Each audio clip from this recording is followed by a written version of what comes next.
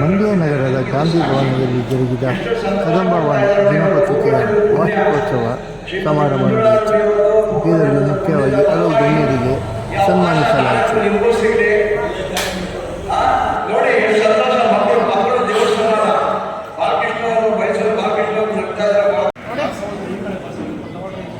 ಸನ್ಮಾನಿತರಾದ ಪತ್ರಿಕೋದ್ಯಮಿಯ ಮೋಹನ್ ಹಾಗೂ ಚಿಕ್ಕಪುಟ್ಟೇಗೌಡರು, ಇ.ಸಿ. ನಾಗರಾಜು, ಮಲ್ಲೇಶ್ ಹೀಗೆ ಹಲವು ಗಣ್ಯರಿಗೆ ಸನ್ಮಾನಿಸಲಾಯಿತು.